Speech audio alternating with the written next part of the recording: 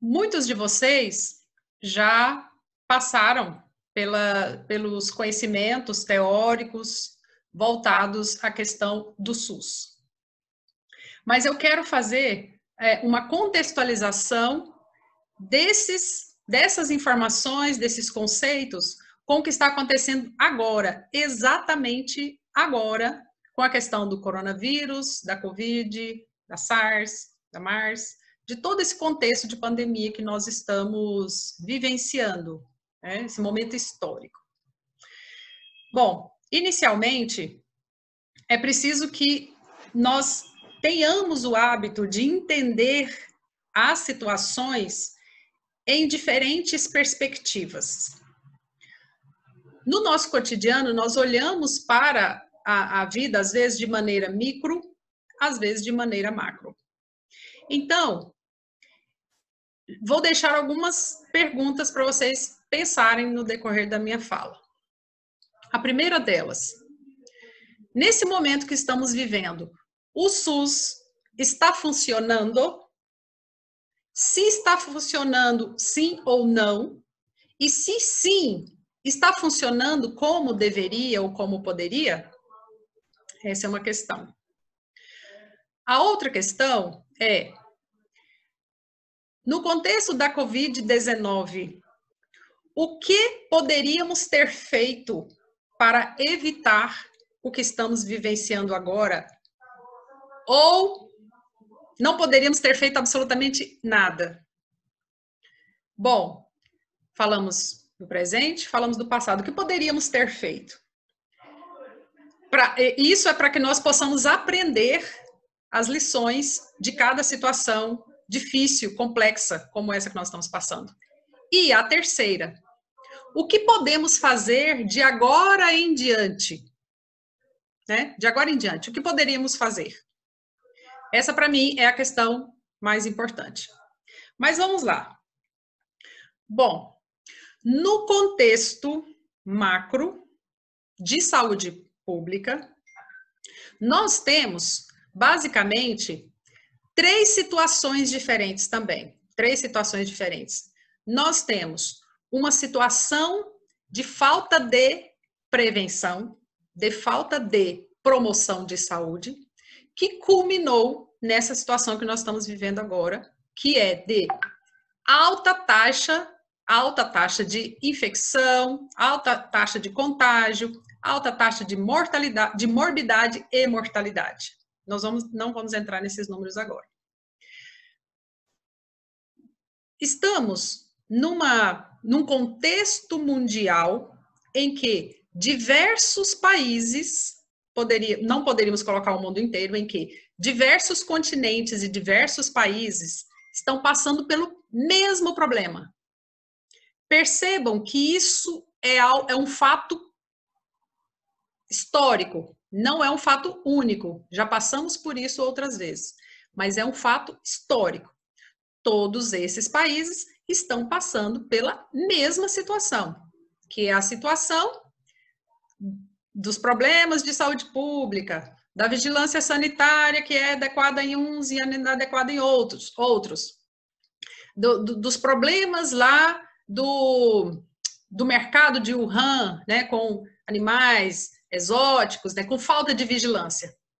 Mas temos, curiosamente, uma situação semelhante de pessoas transmitindo, adoecendo e morrendo, de profissionais de saúde atuando e morrendo também, em países que poderíamos considerar de primeiríssimo mundo, né?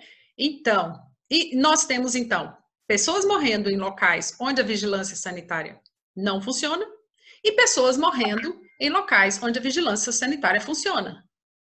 Isso dá um nó na cabeça de qualquer um. Por quê? Porque surge uma pergunta em meio a tudo isso. Então, o que é certo e o que é errado para se manter a coletividade viva e saudável?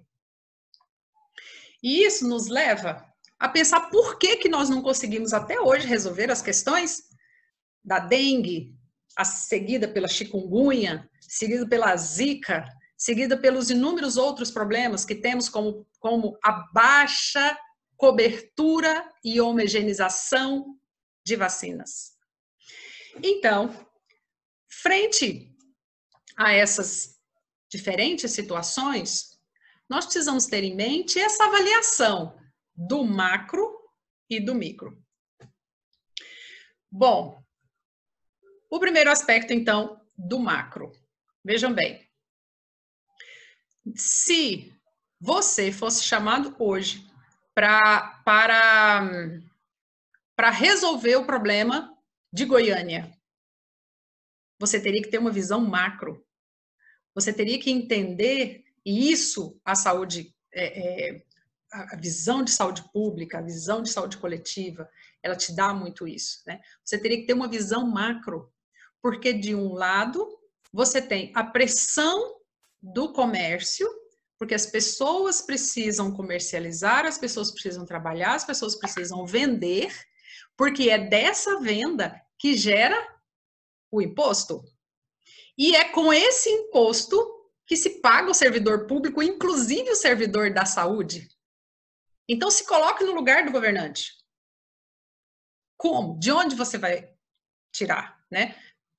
Dos diferentes impostos, como que você vai pagar o servidor público para fazer as ações, como que você vai pagar, comprar os medicamentos, os insumos, etc., que são milhões de reais. Então, é uma corda onde cada um puxa para um lado. A saúde diz, não sei o que farão para que as pessoas façam o isolamento social, mas é preciso fazer o isolamento social, por quê? Porque nós não temos leitos suficientes. E de outro lado, o comércio dizendo, as pessoas vão morrer de fome. Então, onde entra a saúde pública nesse processo? E aí, vou começar a responder a primeira questão. O que poderíamos ter feito para evitar que chegássemos a esse ponto de curva ascendente, de alto índice de transmissão, de infecção, de adoecimento, de morbidade e de mortalidade? Alguém poderia me responder antes de eu falar? O que poderíamos ter feito? O que te vem à mente?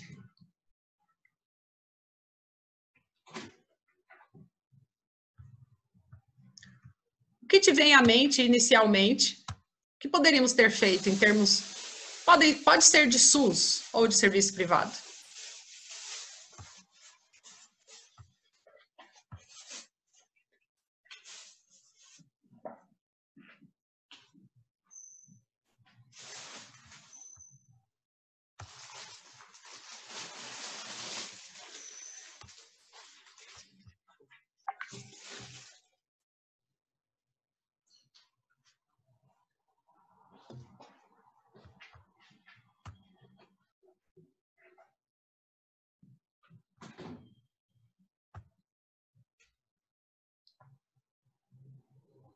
Olá, alguém aí?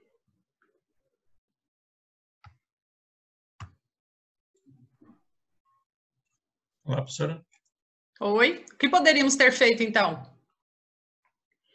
Para evitar?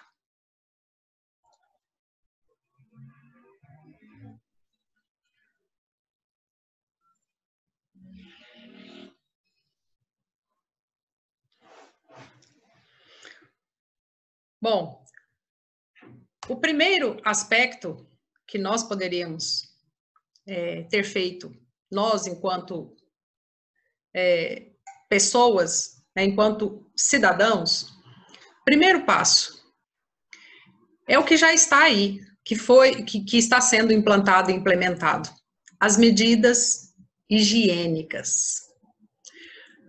A questão da Covid-19, né, do coronavírus, vem nos alertar para a necessidade de hábitos de higiene. A partir do momento que as pessoas adoecem por falta de higiene, isso nos diz em que século estamos. Isso nos diz em que era estamos. Estamos na era pré-vacinas, na era pré-antibióticos. figuradamente, claro, né? Nós já passamos pelas vacinas, pelos antibióticos. Mas nós estamos ainda dependentes de ações individuais, de hábitos de higiene, que são essenciais para que o micro-organismo não chegue até as nossas mucosas. Vocês já devem ter aprendido em imunologia sobre as barreiras naturais, né? Sobre a imunidade inata, sobre a importância dela, né? Então, a partir do momento que nós não higienizamos as mãos, que nós não fazemos o isolamento adequado, né? A partir do momento que, se eu higienizo as mãos, se eu evito tocar o meu rosto, se eu evito excesso de aglomerações, eu poderia ter feito isso. Por isso que muitas pessoas e países que já têm esses hábitos incrustados nas suas condutas coletivas, enraizados na sua educação, na sua formação familiar, são países que estão, sim, com casos, né, de coronavírus, né, de Covid-19, de SARS, pessoas morreram, mas o impacto da doença foi menor. O Japão, por exemplo, mesmo com alto índice, eles estão conseguindo ajustar a pandemia com a questão social e econômica.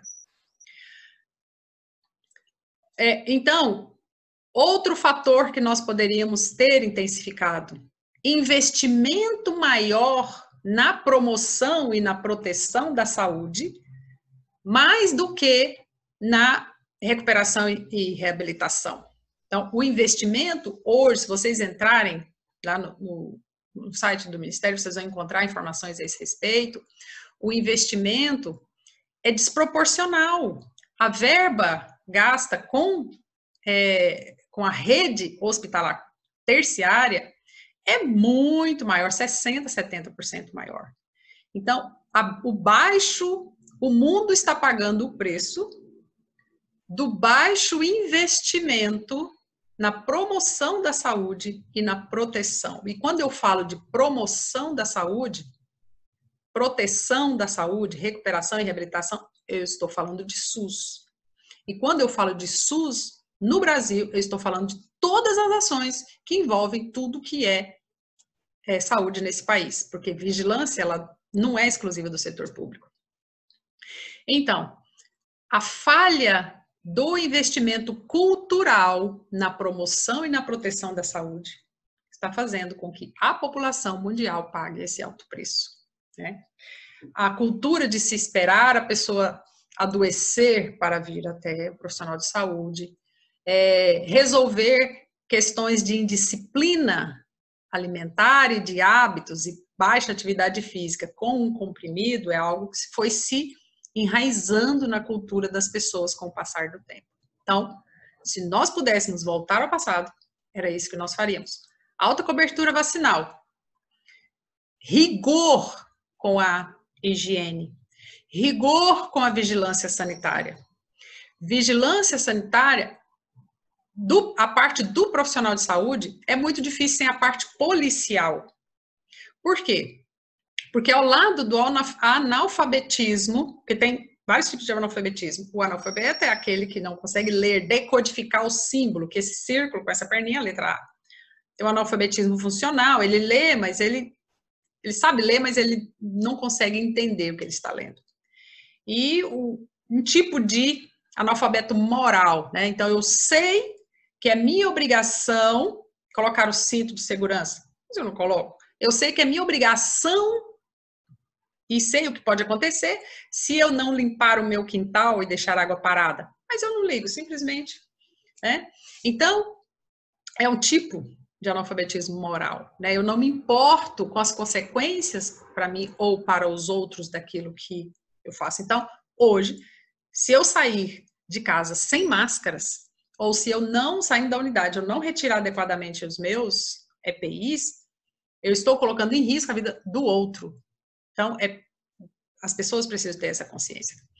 Então, o investimento nas vacinas, na vacinação, não só na vacinação, investimento pesado na sala de vacinas, que não é só um lugar de administrar vacinas, nas equipes que atuam na parte de promoção da saúde, na presença mais frequente do médico junto à comunidade, né?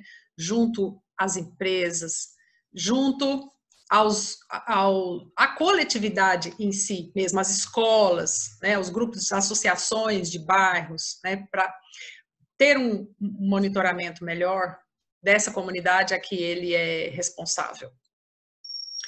Então, o que poderíamos ter feito? O que estamos a fazer, né, em termos de saúde pública, nessa atenção básica voltada para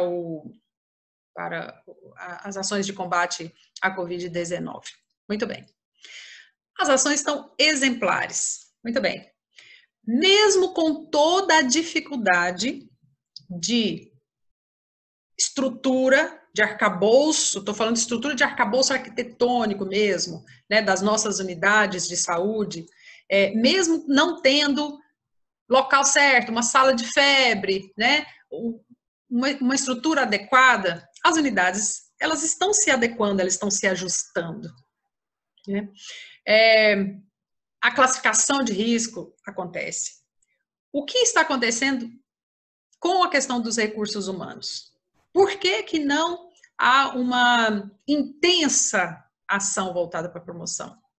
Veja bem, se você tem 10 profissionais na sua unidade básica, e 5 estão afastados, esses 5, eles não têm condições de irem até grupos, porque não podem ser feitas aglomerações. Então, eles estão atuando na educação, no treinamento, na organização de protocolos, no atendimento, mas principalmente no atendimento assintomáticos, nos atendimentos emergenciais, dando suporte. Porque, meus queridos, é complicado, porque com a redução do número de trabalhadores, esses que ali estão na ponta, eles acabam ficando sobrecarregados e adoecidos também. Se não imunologicamente, né, se não no seu aparelho respiratório, mentalmente, né, abalados com tudo que está acontecendo. Veja bem, inúmeras ações voltadas para instruções da comunidade, né? Mesmo à distância, mesmo por ligações, mesmo por reorganização, né? Então, o atendimento à comunidade, porque mesmo as pessoas sabendo que a unidade de saúde hoje, infelizmente, tornou-se a unidade de doença, as pessoas ainda buscam muito a unidade de saúde. A testagem, né, o ir atrás, o ir até a comunidade para testar essa comunidade, né? E a esse respeito, alguns países têm tomado algumas atitudes, como, por exemplo, a Austrália, que mais do que testar as pessoas, eles estão fazendo aquele rastreamento que já faziam em relação à busca de quais as regiões onde o uso de cocaína é maior, por meio de amostras da rede de esgoto. Então, determinado bairro, por exemplo, eles pinçam amostras do esgoto e aí verificam, fazem uma análise, né, de RNA para saber se tem o vírus, porque o vírus é eliminado pelas fezes. Então, ele está ali na rede de esgoto daquele bairro, daquela região onde há pessoas com o vírus. Então, é como se pegasse uma cidade e dissesse, olha, na rede de esgoto do bairro X, nós encontramos coronavírus. Então, aquele bairro, ele é bloqueado e as equipes vão se ajeitando ali até identificar qual é a quadra, qual é o lote e quais são as pessoas que estão ali adoecidas. Com isso, eles conseguem fazer o bloqueio, né? Esse bloqueio, ele é importante. Isso é algo, então, que poderíamos fazer como adjuvante. Outro fator importante, né, dentro da atenção básica, na questão da conscientização. Bom, vamos lá. Mas, doutora, as pessoas sabem, já estão cansadas de saber o que é preciso fazer. Sim, elas sabem e estão cansadas de saber. Só que esse é o problema, estarem cansadas de saber. Porque as informações são veiculadas por diversas formas, né? Por mídias, por redes sociais, por informativos, por cartazes, por fiscalização. Mas é como se a mente funcionasse mais ou menos assim. Numa parede tem um prego. Você quer colocar um prego. Uma martelada só não funciona. Precisa de uma, duas e certeiras. Porque dependendo da forma como você vai com esse martelo, ele torta aí que não tem mais jeito mesmo. Então, de fora para dentro, mover essas pessoas para que elas mudem o comportamento. Então, numa determinada empresa, uma pessoa fez o teste e deu positivo, ou o seu familiar deu positivo. E esse funcionário, esse servidor, por exemplo, está lá em situação de rodízio. Ok. O que nós poderíamos fazer, então? Dentro de uma empresa, ou dentro de uma unidade, ou dentro de um local qualquer que esteja funcionando por ser um serviço essencial. Então, vamos lá. Primeiro passo de atenção primária ali dentro. Esse profissional de saúde instruir essas pessoas para fazerem do macro para o micro, de fora para dentro, esse bloqueio. Primeiro ponto, reunir virtualmente com os principais responsáveis por cada local ali dentro dessa instituição. Se for só um, ok? Se forem vários, todas essas diretorias. O segundo passo é tomar, junto com eles, essas decisões. Meus queridos, decisões de cima para baixo dificilmente funcionam. As pessoas são rebeldes por natureza. Elas precisam ser empoderadas sobre aquilo que elas precisam fazer. Então, reúne-se com uma pessoa que tenha em base as leis, os artigos do Código Penal, né? Se ele não cumprir com essa determinação, o que pode acontecer com ele? Se você sair sem máscaras hoje na rua, o que pode te acontecer? Quem está por dentro aí da lei municipal? É multa, né? Se não me engano. Multa. Mas e se você, mesmo sabendo disso, infringir, além da multa? Olha, tem um decreto-lei 2.848, de 7 de dezembro de 1940, e qualquer cidadão pode dar voz de prisão para quem não cumpre a lei. Ó, gente, por favor, se estiver tendo um assalto, alguém matando outro, por favor, não vai falar, você está preso em nome da lei. Calma, tá? Mas essa aqui é mais fácil. Então, você pode, para a pessoa que estiver sem máscaras, ou para a pessoa que estiver infringindo qualquer lei, né, essa da máscara ou qualquer outra, você pode dizer assim, ó, você está preso em nome do Decreto-Lei 2848, de 7 de dezembro de 1940, do Código Penal, artigo 268, que diz: infringir determinação do poder público destinada a impedir introdução ou propagação de doença contagiosa. A pessoa vai ficar assustada, né? E a pena é detenção de 1 mês a 1 ano e multa. Então, artigo 268 do Código Penal. Então, todo cidadão pode, qualquer cidadão pode dar voz de prisão. Mas é claro que é o policial quem vai prender, né? Então, depois dessa reunião com essa equipe,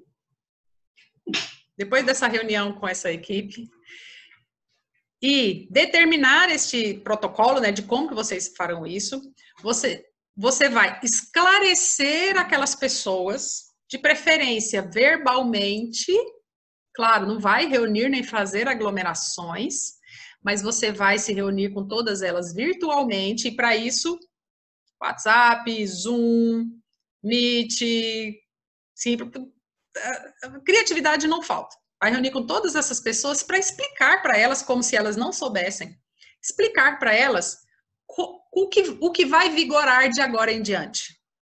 Então, colegas, a partir de hoje, ninguém entra aqui sem máscaras, todos usarão máscaras o tempo inteiro, não pode fazer lanche aqui nessa sala, nada de uma sala para outra, ou para atender o cliente deve passar por uma barreira, deve verificar, alguém lá na porta deve verificar se ele está de máscara, se ele higienizou as mãos com álcool gel. Então, todas essas determinações. Se você estiver com sintomas, você vai ficar em casa. Se algum familiar seu deu positivo ou está adoecido, você vai ficar em casa, porque a vigilância vai verificar e vai fazer os testes dos sintomáticos. Então, o primeiro passo, reunir com essas pessoas. Segundo passo, orientá-las verbalmente. Mas só aí não adianta. Às vezes fala, mas eu já cansei de falar para as pessoas. Gente, não adianta. Terceiro passo, emitir uma circular, um documento, uma comunicação, uma portaria, um documento ali, interno, para aquelas pessoas, para que elas saibam o que é que está valendo a partir de quando. E nesse documento deve ter esses artigos, essas leis aí. Em todas as portarias do governo federal, estadual, municipal. Feito isso, pronto, tá valendo, é lei, as pessoas vão cumprir? Não vão, meus queridos, eu sinto muito. Não vão cumprir, alguém vai burlar. Porque são pessoas más? Não. Porque querem burlar? Porque querem ser do contra? Também não. Às vezes é por falta de hábito mesmo, né? É muito difícil mudar um hábito da noite para o dia. A gente precisa entender isso. Então, qual seria o próximo passo? Você já reuniu, já explicou, já determinou por escrito, a pessoa assinou ciente, e agora? O que falta para que as pessoas obedeçam as instruções? Fiscalização e punição? Vai ter essa. Tem uma antes que se chama empoderamento. O empoderamento é quando a pessoa tem o conhecimento e ela age conforme esse conhecimento, não porque o outro está olhando, mas é porque eu sei que é certo fazer assim, então, se esse é o certo que eu farei. E aí, as pessoas simplesmente vão se moldando e vão mudando os seus hábitos. Então, esse empoderamento viria, bom, essas são as regras. Mas e as suas regras? Porque, às vezes, cada sala, né, cada diretoria, cada gerência é diferente, né, nas instituições, principalmente em grandes instituições. Às vezes, um restaurante, uma padaria, um local menor, a gente instrui sempre a todos participarem dessa etapa.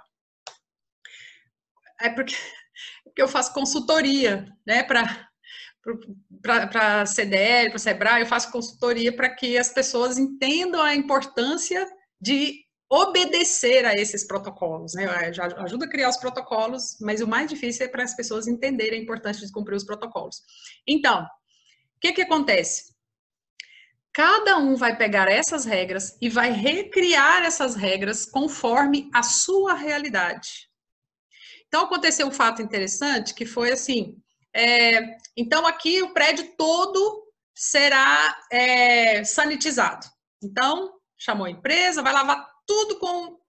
Eles não tinham o suficiente lá para jogar o spray, então eles vão lavar tudo com água e hipoclorito de sódio. Ok? Só que em cada sala tinha uma quantidade imensa de papéis, de documentos, de pastas, de materiais que não poderiam ser lavados, que é diferente, né? Lá na unidade de saúde lava tudo e pronto, né? Tudo plastificado, e pronto, acabou. Mas em determinadas empresas, como que você vai lavar uma estante cheia de livros? Não lava. Então, nós tivemos que reorganizar com os próprios trabalhadores um dia para eles guardarem tudo que não poderia ficar úmido, né? Porque o pessoal da limpeza, eles não vão ficar separando uma coisa em outra. Então, vão guardar tudo dentro de caixas, dentro dos armários, cobrir computadores, cobrir o que não pode, os equipamentos que não podem, né, ser submetidos ao produto. E pronto, aí deu tudo certo, né? Mas existem essas especificidades. Mas o que mais deu efeito foi o empoderamento das pessoas. Então, nossa, eu não tinha prestado atenção nessa regra. Então, eles recriaram, a partir das regras que eu passei, eles recriaram um cartaz criativo, colorido, cada um mais lindo que o outro. Recriaram esse cartaz para seu próprio departamento, para sua própria sala. Aí eu olhei e falei, olha, isso aí vocês estão burlando, não vale. Isso aqui ok, tá, pode adaptar, pode ajustar, né? Então, feito esse passo, aí entra a sua sugestão. Por quê? De acordo com Hidalberto Chiavenato, que é o pai da administração, ele disse o seguinte, que toda vez que você for implantar um projeto novo ou promover uma mudança, você precisa... O processo mnemônico, gente, é PICA. P-I-I-C-A. Então, é planejar, implantar, implementar, que é fazer funcionar, monitorar, que é o fiscalizar, né? Controlar, que é o C de controlar, e o último A, que é de avaliar.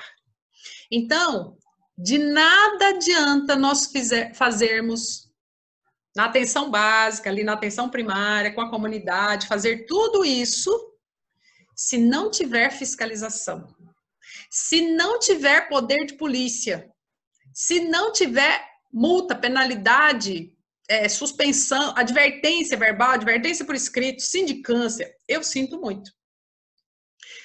Eu sinto muito ter que dizer essa frase do senso comum, se não doer no bolso, se não tiver essa ameaça jurídica, infelizmente, as pessoas vão continuar fazendo o que estão fazendo. É porque tem complexo de Gabriela, eu nasci assim, eu vivi assim, você sempre assim, vou morrer assim? Não. É porque é a lei da física, né? O que está parado tende a continuar parado e o que está em movimento tende a continuar em movimento. Terminou? Não. Falta o último item. Avaliar. Avaliar constantemente qual foi o impacto dessa ação preventiva. Eu costumo dizer, mas também não posso ficar falando muito, né, sobre isso, mas o SUS é maravilhoso, mas precisa ser avaliado detalhadamente, detalhe por detalhe, ação por ação.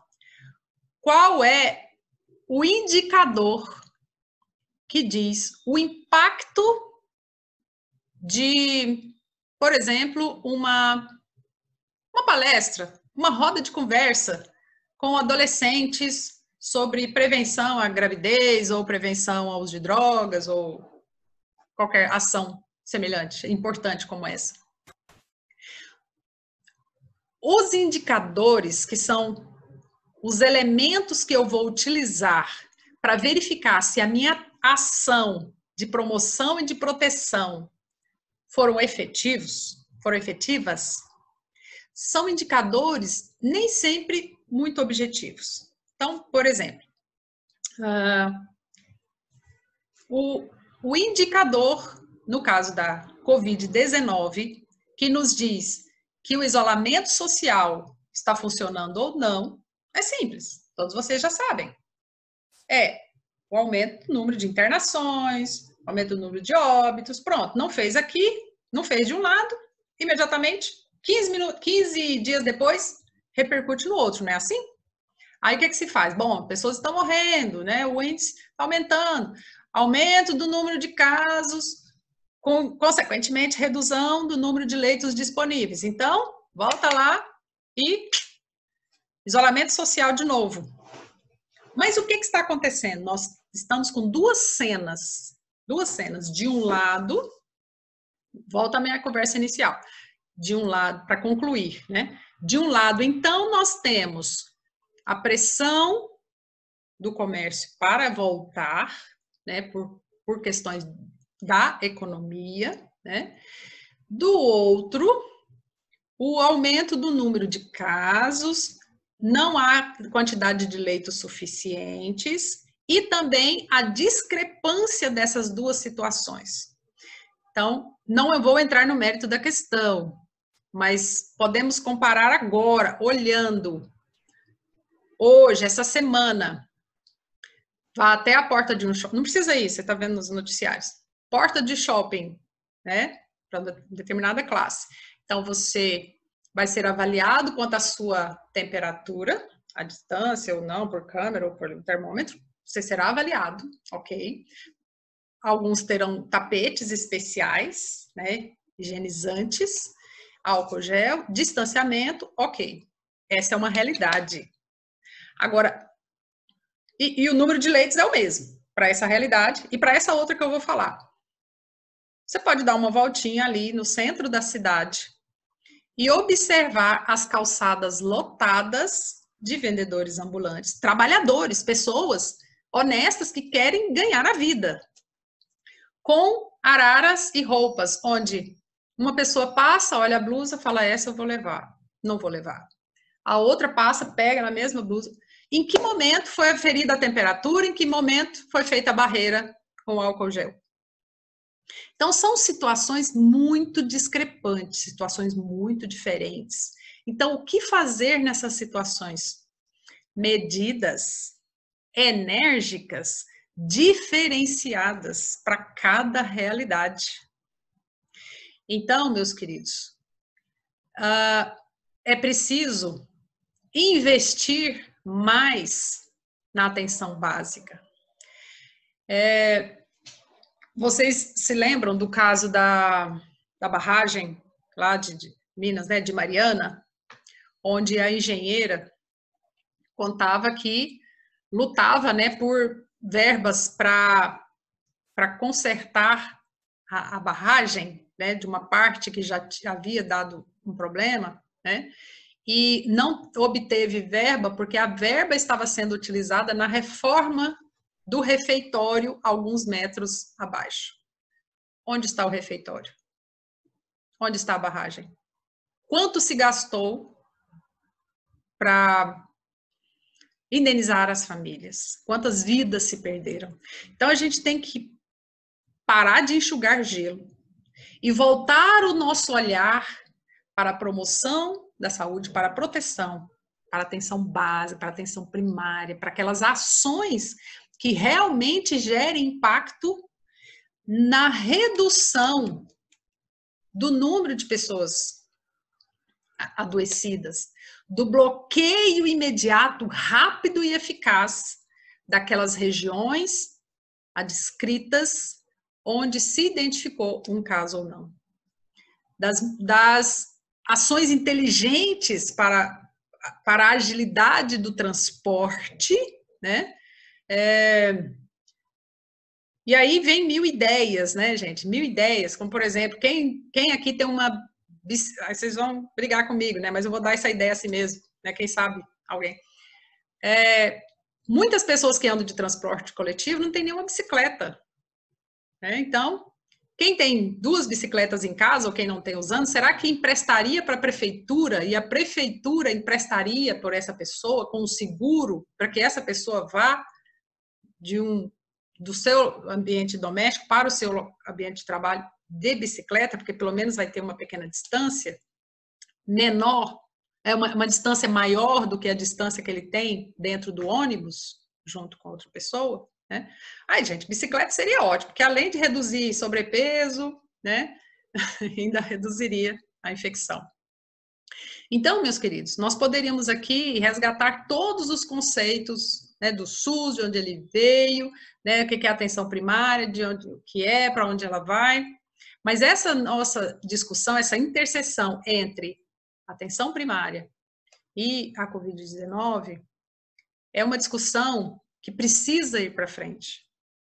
Ela precisa levar as pessoas a uma mudança significativa da sua forma de pensar a sua qualidade de vida, da sua forma de pensar diante das suas atitudes individuais, familiares, coletivas e com a sua cidade, com o seu país, mas principalmente em relação à sua visão, o que você quer para o seu planeta. né? Com mais saúde, sim, com mais equilíbrio, ok, com mais educação, né? Com mais lucidez, porque nós não precisaríamos estar passando por isso.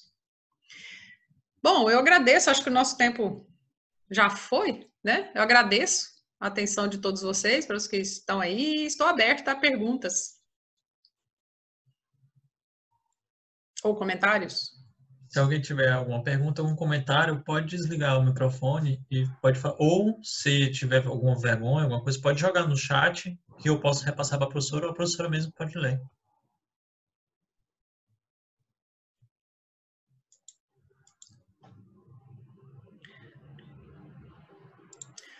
Obrigada aqui, Zeno, pelo carinho. Alguém colocou aqui multa de quase R$650. Risco de contaminar-se e a família. Pois é, quem sabe agora com a multa, né? Isso aí é um elogio ou é uma crítica? Me parece que quando dói no bolso, as pessoas mudam, né? Oi, Rebeca, tudo bem? Zigue-zagueando pelo conhecimento. Ah, é o verbo que eu gosto das tutorias, gente. Quando não, ninguém fala mais nenhum verbo, eu falo, então vamos zigue-zaguear.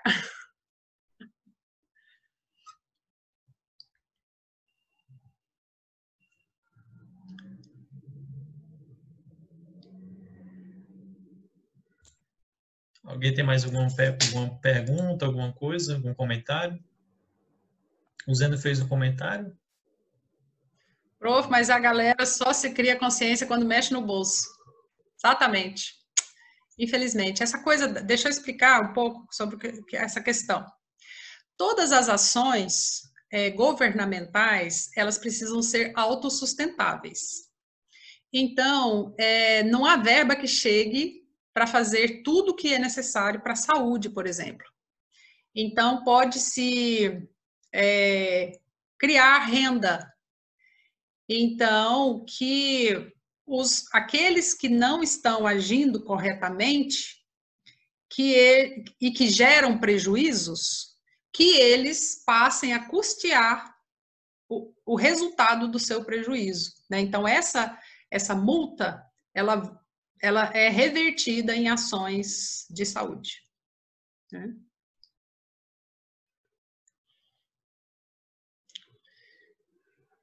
Então, Vinícius, se ninguém tem mais nenhuma dúvida ou comentário, quero desejar a vocês aí muita saúde, muita paz, que vocês nos ajude a compartilhar essas informações, né? Vou tendo um olhar para uma medicina mais preventiva, uma medicina de maior conscientização, né? Isso é uma parte muito importante, né? Mesmo porque vocês estão vendo, sem uma medicação segura, uma medicação correta, né, com todos os protocolos existentes, né, se usa um corticóide, se não usa, se usa hidroxicloroquina, se não usa azitromicina, o que se usa, né? Eu participo de um grupo que tem mais de 300 médicos, né, discutindo, e enfermeiros também, discutindo o melhor tratamento, né, o que funciona, o que não funciona, né? Então, a gente está aí nessa luta, porque tão importante quanto o medicamento é o cuidado, é a observação, é o monitoramento da saturação, né? Mesmo porque já fiz um vídeo sobre isso, são muitas etapas até uma vacina ficar pronta, né?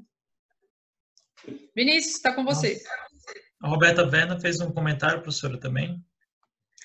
Oi, Roberta! Admiro muito você também. Beijo. Zena, agora mais do que nunca vemos a importância da vigilância e tanto estudamos epidemiologia sanitária. Aê, tá vendo? Né? Tinha que criar uns vigilantes mirins aí. Pois, professora, quero agradecer em nome da organização, sua palestra, sua presença também nesse evento. Queria agradecer também a participação de todos que estiveram presentes, a preceptora Fernanda também, que esteve conosco nesse período da tarde, ajudando a organizar os banners, também ajudando com os avaliadores. Eu acho que os avaliadores já saíram, né, alguns. E queria passar a palavra para a professora Fernanda, se ela tem algum comentário a fazer em relação.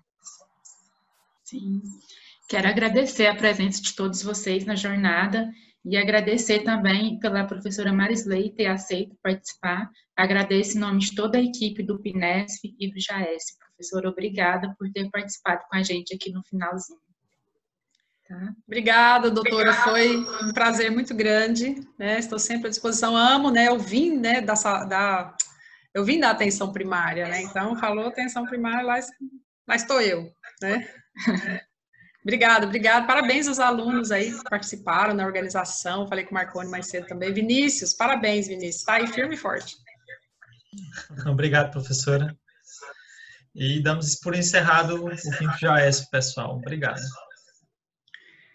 Obrigado, se cuidem, usem máscaras. Vou deixar. Valeu, prof. Valeu, lavem as mãos, nada de balada. Beijo. Tchau. Tchau.